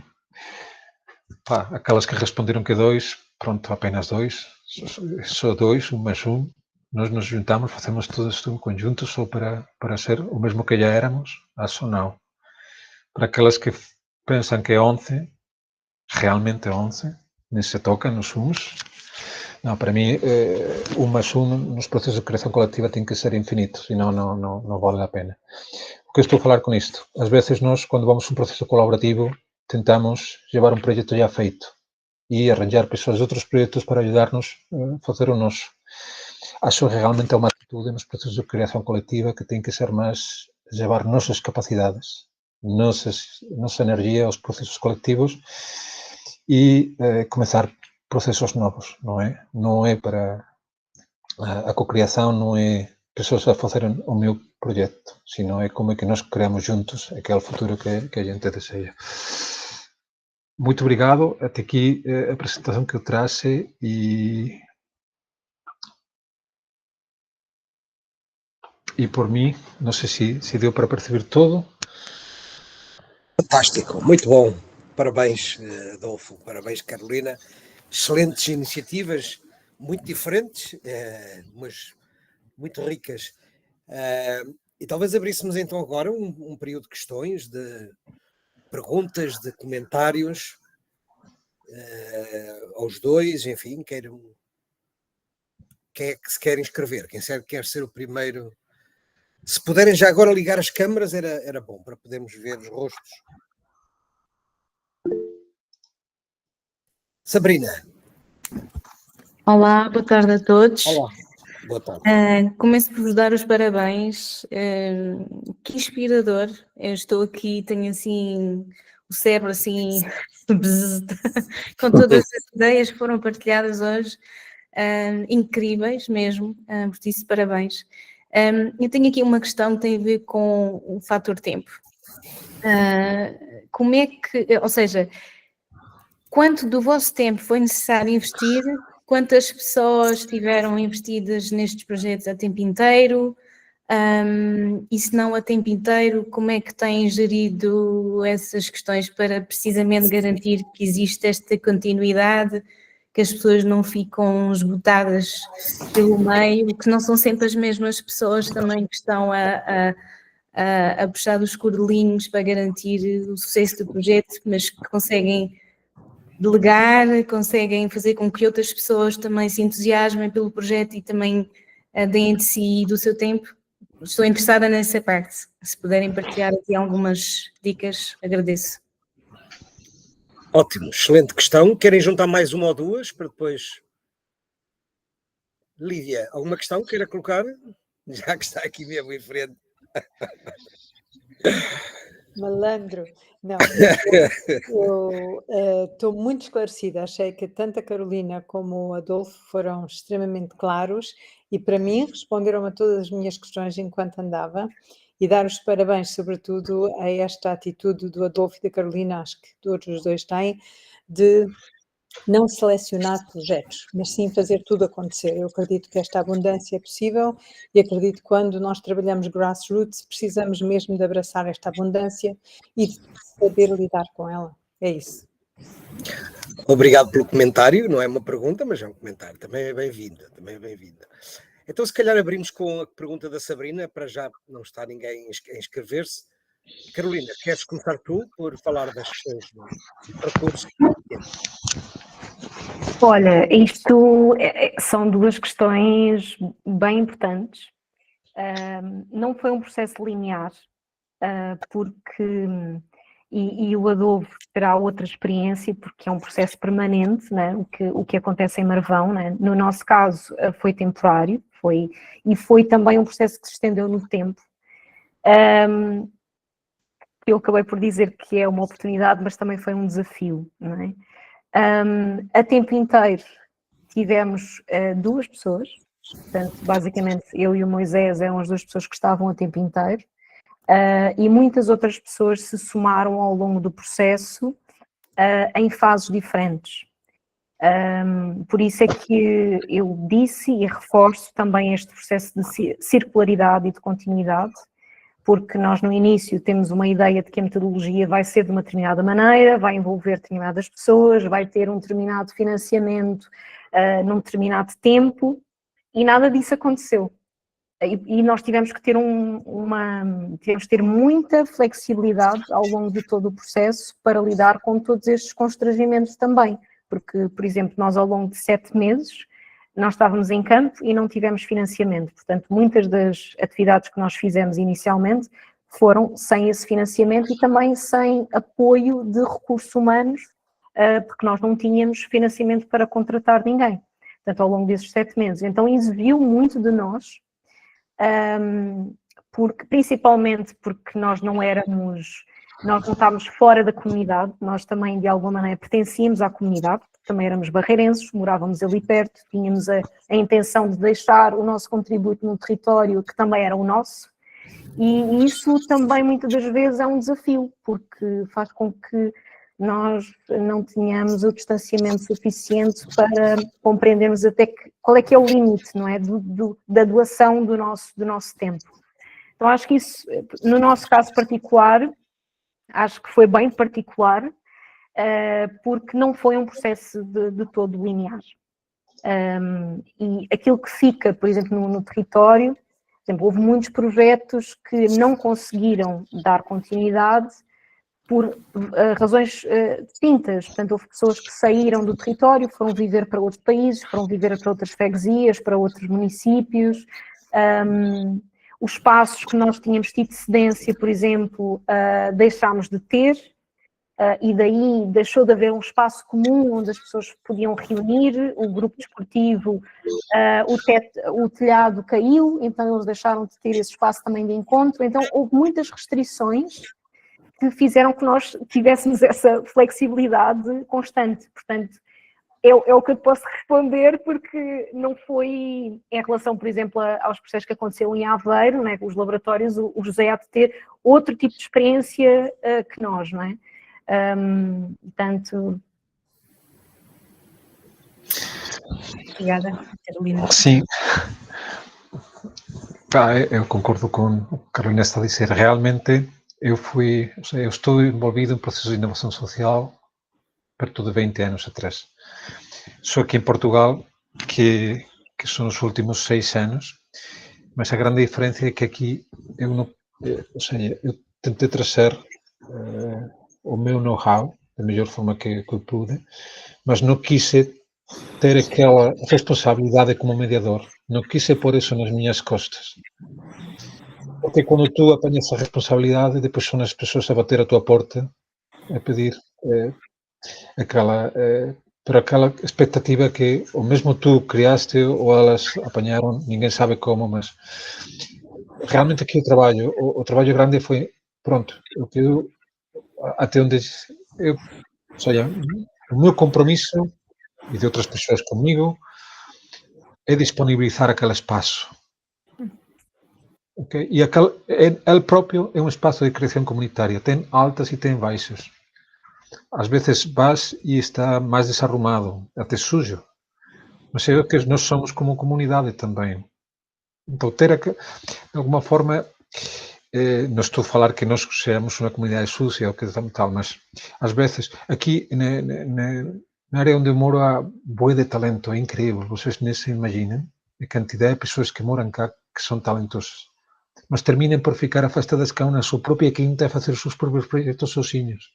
E nós não tínhamos uma infraestrutura coletiva. O compromisso foi ativar aquela infraestrutura coletiva. Além disso, muito cuidado quando... Por isso estou a falar também nos processos, nos laboratórios. Muitas pessoas depois vão como é que dou continuidade ao meu projeto? Não sei. Destas últimas parcerias que eu falei, foram pessoas que depois de um tempo elas decidiram ir à frente e ativar, sobretudo, o trabalho delas. Eu percebi que é isso, quando tu realmente estás num território e moras cá, realmente as ideias vão e vêm, as pessoas, tal, mas os que termina por ficar têm os seus próprios ritmos. E as coisas que realmente são necessárias acontecem. Muitas vezes nós também abrimos processos sem saber muito bem porquê e é capaz de que não é necessário para essas pessoas o que nós estamos a propor. Então, nós não tivemos até agora financiamento, não tivemos investimento para um mediador, gostaríamos de ter tido e evidentemente uma aceleração. E eu acredito que se nós tivéssemos tido algum financiamento, algum músculo financeiro um bocado maior, alguns dos projetos maravilhosos que aqui saíram podiam haver enraizado mais e podiam haver ido mais rápido. Não sei se é mais longe, mas sim mais rápido. Pronto, estamos nesse processo. E sobre a questão que levantava a Lívia, sobre quem é que escolhe as ideias, pronto, como quem é que escolhe qual miúdo vai ser vai ter mais sucesso, não? Quem pode escolher isso? Quem sabe? Para mim o fundamental são as pessoas. Eu trabalhei muito em empreendedorismo e é muito fácil, quando tu estás num processo coletivo com empreendedores, juntar uma pessoa que tem, imagina, que tem tarros e uma pessoa que faz marmelada. Obviamente, mas é que tu estás a juntar aquelas pessoas desde o conhecimento, desde o mental. E o fundamental são as ligações emocionais que fazem as pessoas. Porque elas podem ter ideias que não têm nada a ver uma com outra, mas se elas se dão bem, se elas querem ficar juntas, elas vão ir ao frente com isso. No fundo, uma comunidade é um grupo de pessoas que gostam de estar juntas. Então, realmente, para mim, não é tão importante as ideias, sino mais os vínculos. É por isso que eu falava um bocado disso. Eu acho que isso também vai ao encontro um pouco desta ideia de construção de repertório, Adolfo, que eu acho que, no final, acho que foi um pouco aquilo que a maior contribuição que pudemos dar. E quando eu digo repertório, não digo só de ferramentas e de recursos, mas também de tipos de vínculos possíveis, tipos de organizações possíveis e colaborações que levam depois as pessoas a dar continuidade aos seus projetos, a colaborar com outros, a procurar outro tipo de apoios e de formas de fazer, que foi o que aconteceu, por exemplo, com o projeto do Arranja-me o Café. Nós saímos e eles tiveram a capacidade de procurar apoio junto de outras associações, portanto, ficaram sem espaço, procuraram outro espaço, foram pedir apoio à Câmara Municipal, recolheram vários voluntários e foi um projeto que acabou por continuar no tempo e no espaço sem o LABIC. Então, acho que é um pouco aquilo que o Adolfo estava a dizer. Temos que perceber também quando parar, para dar liberdade também que as outras pessoas possam explorar outros caminhos e colocar em prática também aquilo que puderam experienciar ao longo do processo. Sim, acho também importante esta ideia de ser críticos durante o processo todo, ou seja, as regras que podem ser válidas no início de um processo podem ficar obsoletas imediatamente. Exatamente, Então, exatamente. Tens que recriar isso. Porquê? Porque quando trabalhas com uma comunidade está viva. Ou seja, não é uma foto fixa. Inicialmente somos uma coisa, acontecem coisas, aquilo pode mudar e ter aquela... Às vezes isso é difícil. Às vezes nos aconteceu, ou seja, imagina, é melhor um espaço ficar vazio porque não há ninguém que cumpra as regras, que mudar as regras e o espaço ficar com vida. Então, qual é a finalidade do que estamos a fazer e porquê? Não? Acho que essa reflexão também é importante. E esta parte que estamos a falar, ou seja, eu aqui estou a trabalhar e falo isso, eu sou parte desta comunidade, não me sinto, às vezes tenho um papel mais técnico, mas outras vezes não. Obviamente, se nós somos técnicos e temos que intervenir num laboratório destes, acho muito importante esta ideia de documentar tudo o que acontece, porque é a única forma realmente de retorno que nós podemos garantir para outras pessoas quando chegaram, e também dimensionar os entregáveis, por exemplo, não é? É muito bom isso. Quando estava a ver com a Carolina, eu relembro, fizemos assim, foi em outro projeto, foi na Espanha, mas fizemos um processo de recuperação de memórias e criamos um livro, um pequenino livro, ok? Capaz que não conseguimos seguir com aquele processo, mas aquele livro ficou nas casas daquelas pessoas que tinham dado as memórias. Então, aquele já é uma pedra para depois continuar a construir, não é? Então, sempre tentar isso. Quando desenhamos nos laboratórios, deixar alguma pedra que fundamente o processo no futuro e documentar o que aconteceu para que quem tenha que reconstruir também possa fazer mais fácil. Acho que iria por aí. Adolfo e Carolina, eu acho que vocês falaram muito sobre uma dimensão que é a sustentabilidade, não é? O que é que nós podemos garantir para que um dia, quando nós nos vamos embora, as dinâmicas que vocês já ativaram permaneçam, continuem. E, Adolfo, tu falaste de uma dimensão muito importante, que é a dimensão do espaço físico, não é? Tu garantiste um espaço de cocriação, um espaço comunitário, e ele, de repente, é uma espécie de incubadora de várias iniciativas.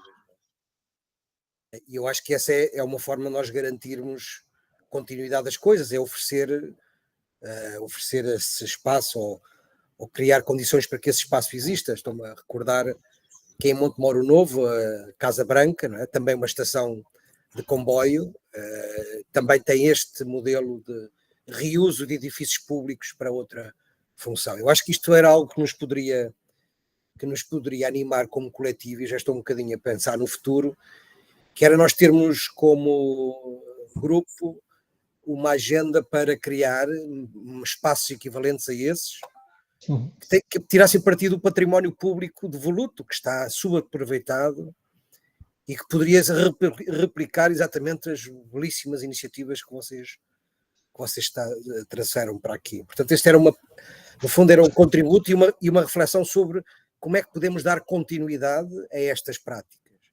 Porque ao mesmo tempo há uma grande frustração, não é, Carolina? Porque há muitas ideias que às vezes com um bocadinho mais de esforço tinham tido continuidade, não é?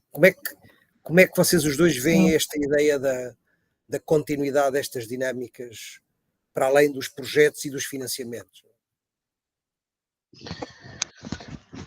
Completamente, ou seja, mesmamente este curso nós estamos a fazer, ou a experiência de Marcos. Marcos foi o gestor de um grandíssimo projeto que era um espaço, que era o Media Lab para Madrid. A partir da experiência dela, ele conseguiu sintetizar esta metodologia, mas havia um espaço que era referencial. Então, esta parte de ter um espaço assim, para mim, é importante esse espaço também. Aqui sempre temos esta tensão com a instituição, que é o que eu estava a falar antes, não? Para mim é preciso espaços, mas que estejam fora de instituídos, não sejam externos à institucionalização. Ou seja, precisamos folhas em branco, onde a gente possa chegar e fazer rascunhos. Não espaços que já estén mais dirigidos ou mais tal, pronto, essa é outra questão, mas ter um espaço referencial sim é importante. O projeto que estás a falar em Casa Branca, por exemplo, é incrível. Estas questões, e naquelas tem que ver com o que a Lívia também estava a perguntar, é isso que estou a falar, deixar espaço para as pessoas chegarem, apropriarem-se, mas apropriarem-se desde uma atitude coletiva, de respeito, de cocriação. Não sou... Eu senti isso, nos aconteceu a algumas pessoas tentar fazer daqueles espaços mais privativos. Pronto, é uma luta, mas no fundo, se tu achas nisto, realmente é uma metáfora de que está a nos acontecer com os comuns, num sentido mais amplo, não? Que se não cuidamos todos deles, outras pessoas vêm com uma atitude mais individual e fazem delas sua própria praia. Pronto. Sim. É o que está a acontecer, já agora só, é o que está a acontecer com muitos edifícios públicos transformados em unidades de alojamento turístico, não é? É, no fundo, uma individualização de um bem público para um fim privado, não é? Carolina, como é que comentas essa... Antes de continuidades? Vou sempre partir da minha experiência, não é? Porque aquilo que tu disseste é muito importante, a questão do espaço. Nós partimos sempre e por isso é que nós experimentamos ocupar diferentes tipos de espaço, porque nós partimos da questão de como é que nós conseguimos criar um espaço comum, partindo de várias cedências, de vários tipos de ocupações, de vários tipos de gestão de espaço, e conseguimos, se formos a pensar, durante um ano, ocupar um vazio urbano, que era de um privado, ocupar uma antiga farmácia, que era do poder público, e um espaço que estava desocupado há imenso tempo, e uma associação local, portanto, do terceiro setor. Ocupámos 3 espaços completamente diferentes e que, por motivos diferentes, não conseguimos dar continuidade. Tentámos ocupar a farmácia durante mais tempo, não nos foi permitido. A associação, infelizmente, o telhado caiu e deixou de poder receber as atividades que estava a receber.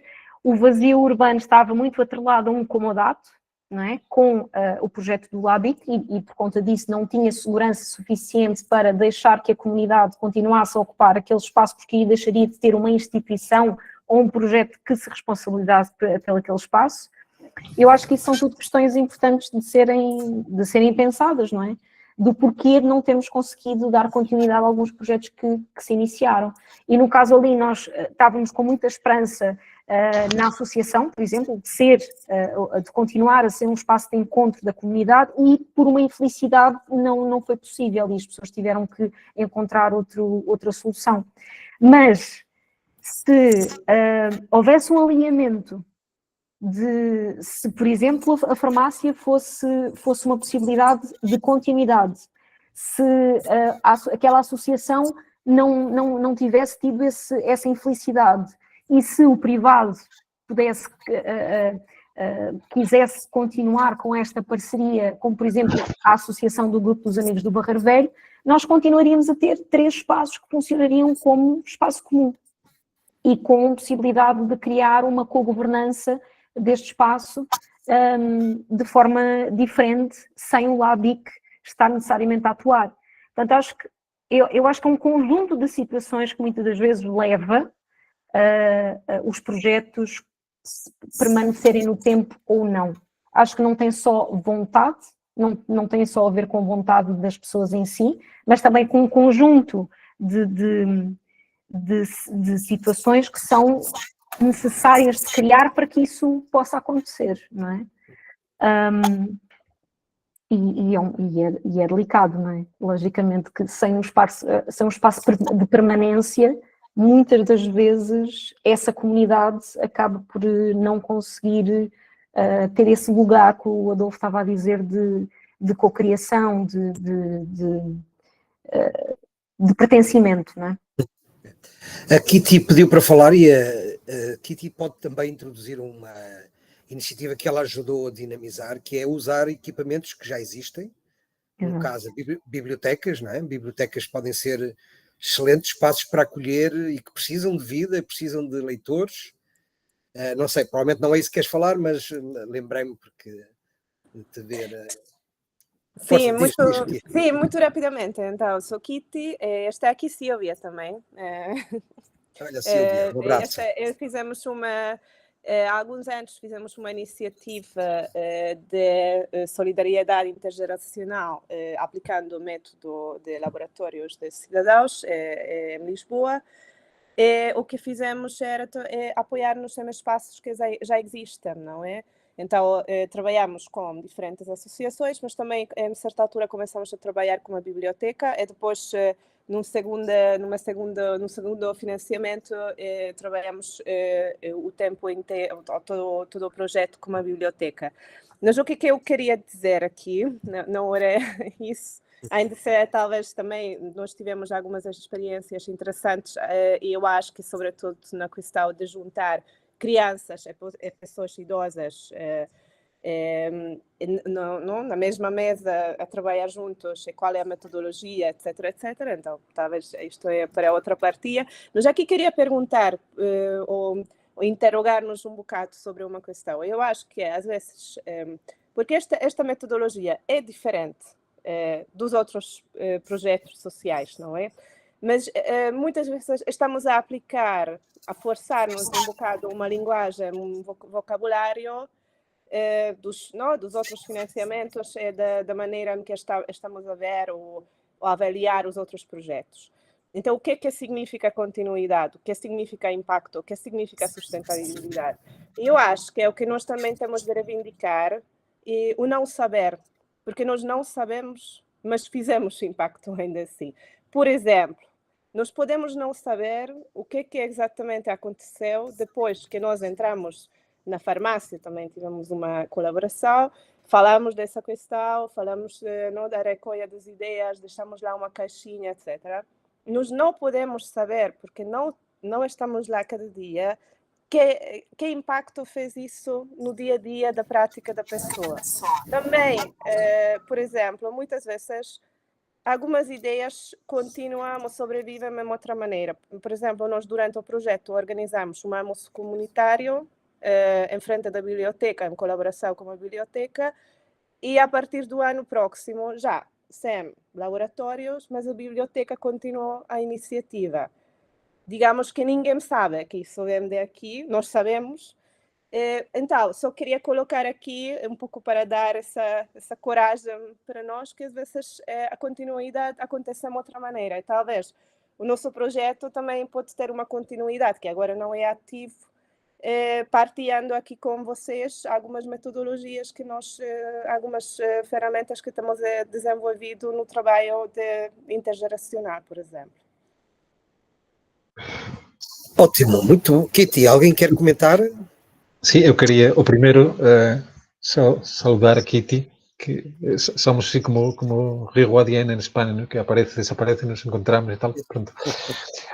Eu queria trazer uma, ou seja, concordo completamente com o que estava a dizer e, de alguma forma, eu sempre, ou seja, por exemplo, quando há uma Câmara pergunta para fazer laboratórios cidadãos, mas elas, ao mesmo tempo, perguntam qual vai ser o impacto. Pronto, há uma parte, quando trabalhas com comunidades, que não podes controlar. Se nós queremos fazer inovação, não estamos a replicar, estamos a inovar. Então, para mim sempre foi importante esclarecer, ou seja, o que eu posso garantir é um processo a nível técnico incrível, ou seja, perfeito. Mas nunca posso garantir os resultados finais, o que vai acontecer com aquela comunidade. Porque são pessoas e é um processo aberto. Então, tem que ver com isto que tu estavas a falar, Kitty, que às vezes quem vai, ou seja, queremos inovação, mas depois temos receios e medo com o que vai acontecer. Não, se é inovação, é inovação. E se não é replicação, que é outra cena, mas pronto. Só para contestar um bocado o que tu estavas a perguntar.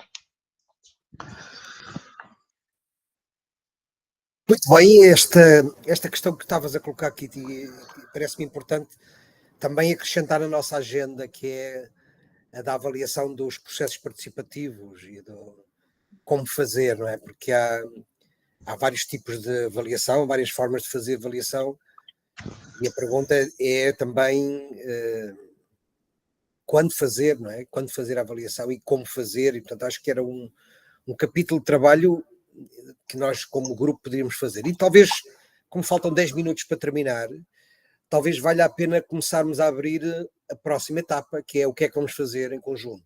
Não é? Porque há aqui uma expectativa de que, em primeiro lugar, que estes conteúdos estão todos disponíveis, podem trabalhar com eles, podem entrar em contato connosco, com a equipa que esteve, a espanhola e portuguesa que esteve envolvida, Portanto, queremos que esta capacitação continue, que esta partilha continue, mas queremos fazer mais duas coisas. Uma delas era estar atentos à possibilidade de experimentar, e aqui coloco na questão um colega, sim, Lívia, vamos partilhar os contactos de todos. O colega que partilhou aqui uma questão sobre o financiamento.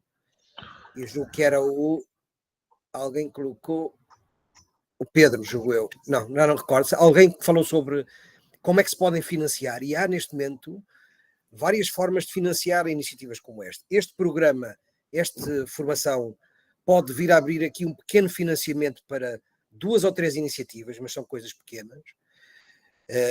Mas há o Portugal Inovação Social, que é uma iniciativa de política pública, que naturalmente, em alguns casos, pode ser um bocadinho mais complexa de trabalhar, mas enfim, há experiências, quer de um laboratório da interculturalidade, quer agora um outro laboratório chamado um projeto C-Bairrista, um projeto feito em Lisboa, e portanto o que significa que há experiência e há fundos, financiamento, e há saber fazer. Portanto, neste momento acho que era importante que estas experiências que aqui partilhássemos, daqui a 5 anos tivéssemos 10 vezes mais iniciativas, não é? Porque era sinal que esta capacitação tinha tido efeito. A segunda era, enquanto não fazemos isto, como é que podemos continuar a conversar, não é? Porque vocês falaram aqui de várias coisas importantes, mediações, a questão da mediação, uma questão crítica, como podemos aprender a fazer mediação. As experiências que vocês ouviram nós 4, do Adolfo, da Carolina e de nós, dos que fizeram na sessão anterior, foram muito diferentes as formas de mediação. Da Filipa e de mim, desculpa Filipa, estava a passar o teu nome. Portanto, as nossas formas de mediação são muito diferentes e as vossas também serão certamente diferentes, e portanto não há um estilo único, e isso é rico. Este tema da mediação, o tema dos espaços, e como é que podemos, envolvendo uma diferente tipologia de espaços, e também outras questões que nos é cara, que é a questão do registro, de como é que se documentam laboratórios, como é que se comunicam os laboratórios, nesta questão da documentação e da comunicação. Enfim, há um conjunto de dossiês, mas se calhar nestes minutos que faltam, pedia que cada um deixasse uma ideia para o futuro, ou visual, ou oral, ou escrita, para nós também podermos não ficar só por estes 4 ou 5 sessões. Exatamente, e a possibilidade de podermos partilhar enfim, os contactos, porque esta rede de contactos esgota-se por causa do RGPD com a sessão de hoje, não é? Nós não podemos prolongar esta utilização para outro fim. Eventualmente podemos enviar um último e-mail para ver como é que nos podemos comunicar. Portanto, o Arthur estava aqui a falar de deixar já algumas dicas.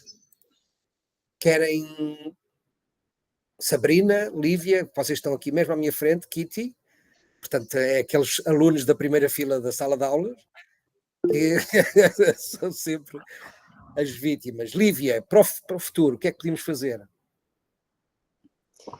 Eu estava mesmo a escrever, para não ocupar mais tempo aqui de antena, mas basicamente se pudesse ser um convite elegante por e-mail, uma vez por mês, ou o que vocês acharem, em que nós poderíamos ter um tema destes que mencionaste muito bem, que é a questão de como é que se facilita ou como é que se cria, digamos, uma moderação ou uma ponte entre diversos contextos, e como é que se, no fundo, traz possibilidade a contextos concretos, específicos e muitas vezes vulneráveis, e, portanto, cada uma das sessões podia ter partilha de vários membros deste rico conjunto de pessoas com experiências inteligentes e interessantíssimas. Como é que nós podemos partilhar, mas temático, não é? Portanto, uma vez, se calhar, é como é que nós somos os registadores, digamos assim, como é que se faz levantamentos, e há várias ferramentas para isso, claro, e depois partilhar isso neste grupo, acho que podia ser muito interessante. Ótimo, obrigado, Olívia. Sabrina, uma ideia para o futuro? Houve alguém que falou aqui das visitas em grupo, eu gostei disso, gostei de haver convites, ou seja, entre nós, sempre que existe alguma iniciativa interessante que queiramos partilhar, acho que é muito interessante convidar este grupo a ir presencialmente, a deslocar-se, a conhecermos uns aos outros também, fazermos essas partilhas também de forma presencial, sem ser apenas por videoconferência, e também convidar-nos uns aos outros, tendo em conta o que sabemos das nossas experiências, das nossas formações, para fazer parte dessas iniciativas. Por exemplo, estava aqui a pensar, no caso de Marvão, há várias iniciativas de partilhas de conhecimentos, e se calhar seria giro convidar aqui alguém do grupo que tem conhecimentos sobre agricultura regenerativa, a fazer parte de uma dessas iniciativas, participar num workshop, numa conversa, a ensinar qualquer coisa à comunidade ou dentro do bairro. Portanto, acho que também seria giro estarmos envolvidos também nessa troca de conhecimentos. Ótimo, o Pedro pediu para falar. Pedro, queres intervir? E depois passa a Kitty também.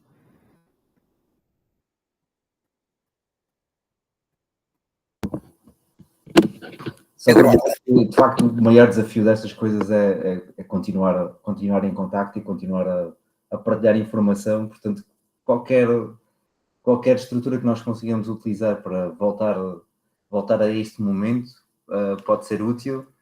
Eu diria que começar com uma mailing list só para termos presentes os contactos de cada um já era interessante.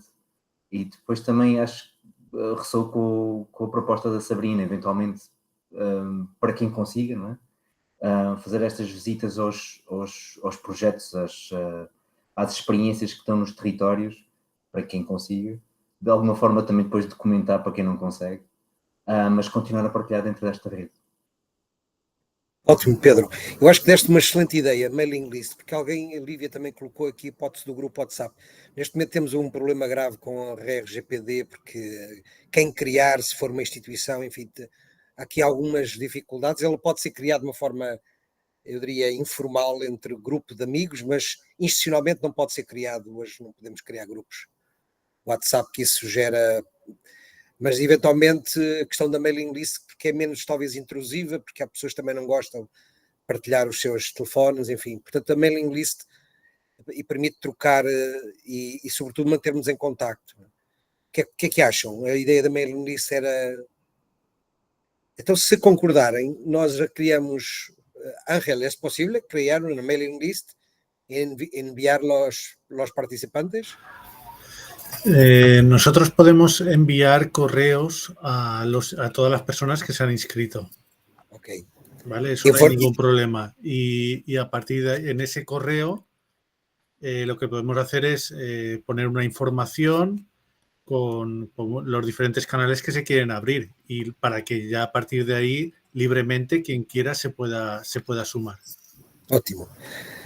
Lívia, estavas a dizer que relativamente à mailing list também temos que ter autorização, não é? Não, eu acho que se tu disseres agora, todos que aceitam que o seu endereço de e-mail fica à vista no último e-mail que vocês vão mandar, se todos os que aceitam puserem aqui e vocês guardarem o chat, é prova que estamos todos de acordo.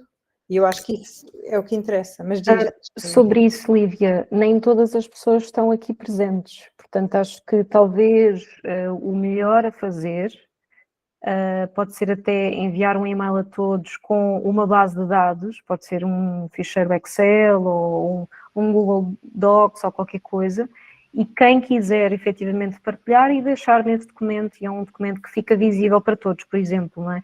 Porque eu estou aqui a ver que temos agora 20 pessoas, mas já muitas pessoas saíram, tem pessoas que participaram na sessão anterior e não conseguiram participar nesta e vice-versa, então talvez por e-mail seja mais seguro de que as pessoas se sentem... Sí. El problema que tenemos nosotros es el de la ley de protección de dados. Sí.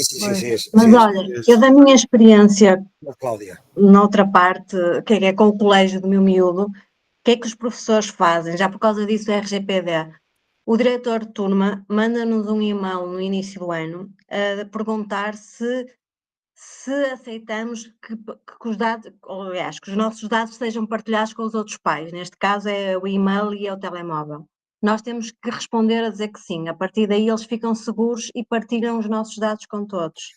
Mas todos os anos, e as turmas mantêm-se, é engraçado porque as turmas têm-se vindo a manter, e o professor tem na mesma que fazer isso, é o que ele diz. Eu só a partir do momento em que eu tenho esta informação é que eu consigo partilhar, porque senão tem os problemas da RGPD. Acho que se assim for, acho que não haverá problema.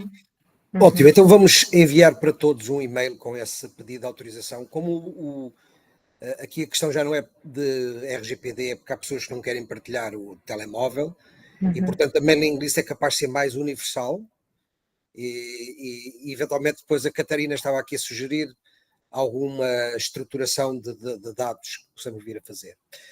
Caríssimos, estamos no fim das 2 horas, eu acho que é o tempo para irmos descansar também.